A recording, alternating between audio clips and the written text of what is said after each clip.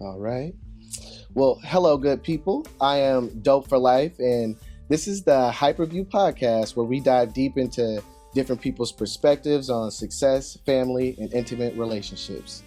Today, we'll be sitting down with the artist, chef, and all around creative, Henny Holyfield, one of the hardest working men in the music industry that I know today, period.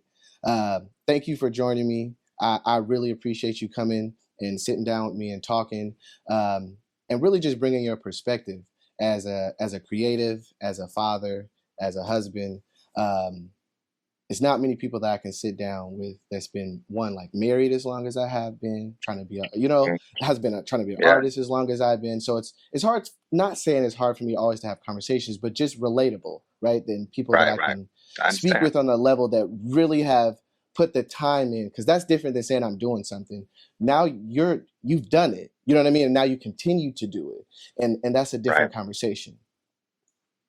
no doubt. Yeah, pleasure to be here, man.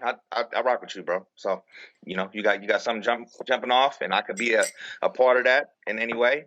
Sign me up. And that's not that's not cap. You know what I mean? That's not lip service. Anytime I've ever put a show on or anything I've done or I put out, like you've always supported me. I Of had the course. chance of going back through our messages. I was trying to look for an email before I asked you for it. It's just a pet peeve of Mm. mine. I don't like to ask people for stuff twice. So if you've ever sent me your email, I should have it. You know what I mean? So like I'm just looking back through the messages, and it went back a while, bro. Like you know what I'm saying? We've Hmm. been back and forth shows going on your show, you coming in performing at my venue. So it's been a lot. And the relationship to me on my side has always been um, just really, I've really always appreciate your consistency. One, I could always look at you and get kind of an encouragement that, hey man, I know this man is dealing with whatever he's dealing with as a father, as a husband, as a chef. You know, back in that time when you here, I believe you were working as a chef with UC Davis. He's coming up with Yes, sir. recipes. You know what I'm saying? He's still in the studio. Like it motivated me to understand, like, hey, bro, if this is what you want to do, you're just gonna have to get it done. You know what I mean? Like, and there's no excuses about it. Because if he's over here dealing with what he's got to deal with, and he's still putting out good music, you know what I mean, and able to Exactly. show up for the Yeah. people, you don't have no excuse. Word. Yeah, and I've seen that example from my peers. You know what I'm saying? So it's each one teach one. You know what I'm saying?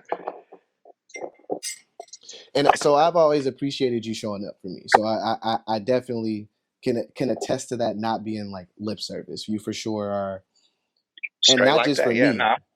You know what I For mean? for the for I've the seen you everybody, for put the on city, for the for culture. wherever you are. Yeah.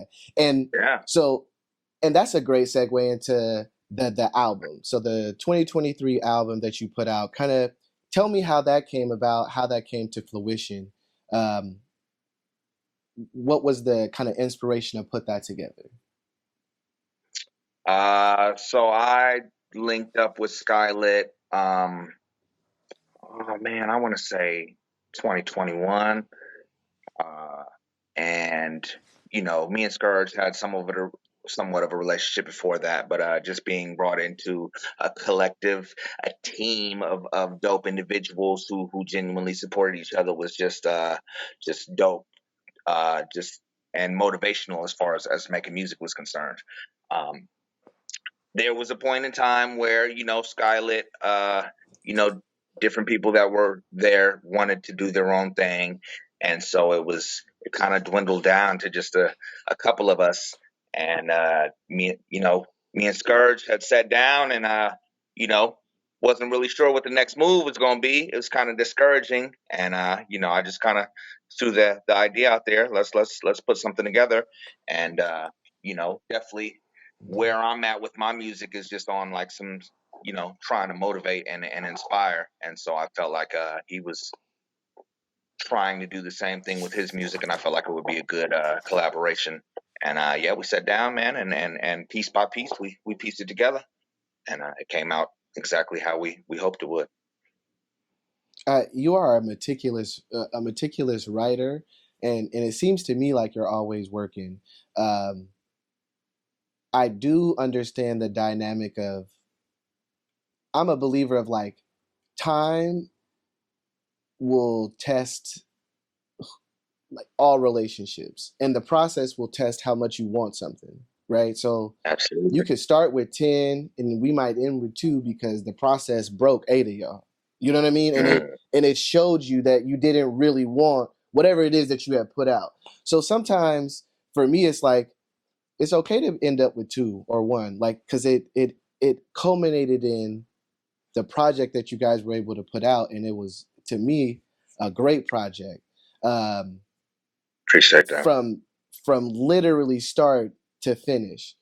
um, when I'm listening to the album, one, I'm getting multiple vibes throughout the album. You know what I mean? Like, I feel like you as an artist and as a vocalist, you have a pocket, right? But your ability to move across different genres, different vocal patterns, different, not vocal patterns, but different kind of beats and syncopations and different genres, while still kind of being able to maintain the pocket, is is genius to me. You know what I mean? Like, Mm, because you have yeah, different I appreciate feels. that. You know what I mean? Like, you don't, Yeah. there's some albums where, P&B or different genres where you're gonna get basically the same kind of feel sonically on beats throughout the whole album. I wouldn't say this album is like that. You know what I mean? You guys move. There's some different vibes. You know what I mean? Like, the what's the one? It's a twerk type beat, but you guys are talking positive. You know what I mean? I think you guys are talking about smoking weed. Oh What yeah, is it yeah, called? reset, reset the energy. Yeah, reset the energy. So yeah. So Mhm. it's kind of a smoker song, kind of, you know what I'm saying, more like energy vibe type song, and I'm hearing the beat and I'm like, okay, this is definitely like some Meg The Stallion and that kind of vibe. You know what I mean? But the way you guys are able to flip that energy, still keep it high energy. It's a song I would like to play and would slap this in the car, but it's positive. You know what I mean? And I I don't mean, as see a lot of positive as people who could do smoking can that. be, Right? Just look, every green but herb. we ain't You know finna what be I talking about mean? no twerking and no shit like that. You know, we both married men. You know what I'm saying? We both conscious of the music we put out, so Right, we had to figure out a different way to approach that beat. right. And so let's talk about that. How much of being a father do you have? How many kids do you have? I have three, Three. and I have a nephew who just moved in, so technically I got four at my So house. you got four. I should just say Yeah, dependents, right? Boys, yeah. girls. uh, two girls and my son, and then my nephew. So two boys. Okay, got you. So boys and girls. Same. I got one boy, one girl, and I was like, and I'm finished. I'm even up. Um, how Boy, much of being a father, being a husband, and like being a role model contributes to how you sit down and write and approach music?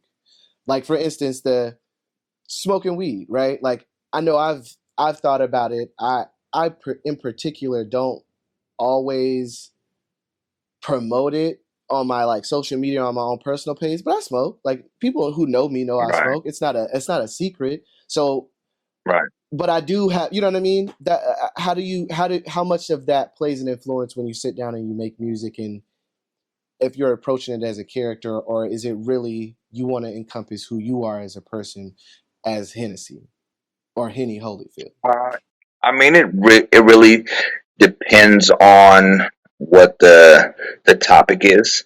Because I still, have my moments and songs where, I definitely want to tap into some of the not so joyful things that I deal with, you know what I'm saying? But I definitely am aware, one of my children, because my children are logged in to my Spotify and get notifications when things come up, and I don't want to have to be like, hey, you can't really listen to that because it's not for Not you. that one, There might be one kids. here and there, Right. you know what I'm saying? But I feel good that my kids can go and listen to my catalog, and it wasn't always like that, because when I first started, I was, music was more like letting off steam, you know what I'm saying? And I was young, Got wild, and you. free, you know what I'm saying? Right.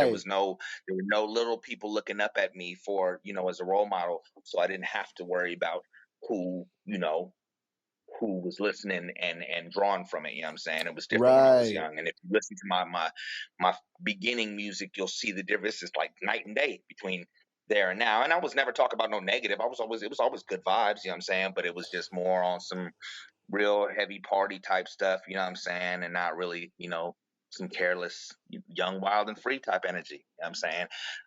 But now it's different, and I definitely do that, take that into consideration. Also, just as far as my wife is concerned, and not just putting out, music that just disrespects her in any way. You know what I'm saying? Right. So I definitely take it into consideration when I sit down. Yeah, what am I saying?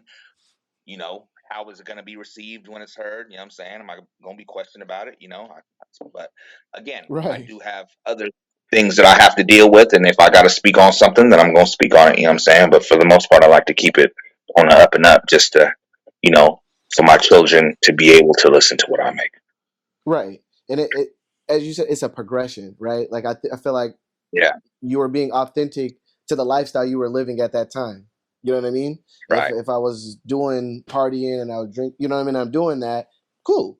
And then as I got more mature and now I have responsibilities, I got people who are looking at me in a certain way. Now I take those things into light. Right. You know what I mean? Not saying I don't experience those Definitely. things anymore, but what context do I give that? You know, and Right. And um, I definitely, I still like to enjoy myself, you know what I'm saying? We still right, like to have a good time here and there. right. But what I try to do is We ain't is slip 75. messages into the music. Right, right. I ain't dead yet, you know what I'm saying? But Right, I like to slip things here and there on like action and reaction and decision and consequence, you know what I'm saying? Yeah, you could turn up all you want to, but if you do it, excessively, then there's consequences. And I face some of them consequences. And I'm not ashamed to let y'all know that I've been through that, you know what I'm saying? So that you don't just think that I'm sitting out here promoting, you know, being reckless, you know what I'm saying? Yeah, I've done some reckless things, but I've faced consequences for those actions, and I'm going to put that out there so you know that I'm not just above that and feel like that can't happen to me, because it definitely has. right,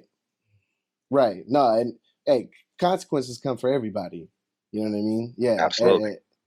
There's nobody above consequences, and I can I appreciate and I try to take somewhat of the same viewpoint when it comes to making music, and the way that I've sat down to think about it, so that I can still be like technically creatively free while at the same time taking responsibility. Um, I approach it as if I'm writing a character. Every time I'm writing a song, I look at what kind of viewpoint am I taking in the song. Is this me? Am I speaking from my viewpoint? Am I speaking from somebody else's viewpoint? So, depending upon the viewpoint, if I'm being authentic to whatever it is that I feel like I see from that perspective, I'm still going to take responsibility for whatever I said, but I'm going to have a rationale of why, you know what I'm saying? Why I think whatever it is. Because I feel like you can make party songs, you can make twerking songs, you can make shake your ass songs, because there's a time and a place for everything. Do I want my daughter to Right. twerk? No. Is she probably gonna twerk Hell sometime in no. her life? Probably. Yeah. You know what I'm saying? I don't. Yeah. You know what I'm saying? So I'm like, I try to live in this world where it's like I can't force everybody to do and be a certain way in the same way they can't force me to be a certain way. So I have to be open creatively to be able to speak whatever it is that I feel is authentic to that beat or that song or that message that I'm trying to do. While at the same time, you do gotta, I gotta have a rationale. Well, I would think in this context, this is what I was trying to do. But I don't. What's your opinion on music nowadays? Do you feel like is that's the take most people are taking when they're sitting down and they're writing music, from every echelon, from just the Joe Schmo rappers all the way up to the Nicki Minaj's and Cardi B's? I know I feel a certain way. How do you feel about how some of the songs and the material that's coming out, if it's being thought of from a place of taking responsibility for your lyrics and what's being said? Nah, because it's a lot of artists out there that they don't think from that standpoint. They're not. They really could care less. You know what I'm saying, about how they're perceived, about the message that they're sending out. Whether they have children or not. You know what I'm saying, but it's just not. It's not all like that. Now, if you dig and you can locate some really good stuff that still is conscious of what they're putting out there, but you gotta dig to find that. You know what I'm saying? I feel like Right. the music lacks creativity in some aspects. I feel like everybody is just looking for a certain vibe, and it doesn't matter what's being said as long as the vibe is there. You know what I'm saying? But it's not all. And I used to, when the generations kind of like started switching, and we had like the freshman class that kind of started off, with the Kodaks and people like that. You know what I'm saying? I Right. was really closed minded to the newer generation's music. It took me doing the radio show, you know, just thinking about things from a broader spectrum and being like, well, shit, they was the same way with us, when we was coming up. You know what I'm saying? So I Right. have to at least give this a chance. And it's not all trash. You know what I'm saying? It's not all bad. It's just, it's their perspective, and I'm not meant Right. to enjoy everything that they do. You It's know? out of context because I was the same way. Right? I didn't.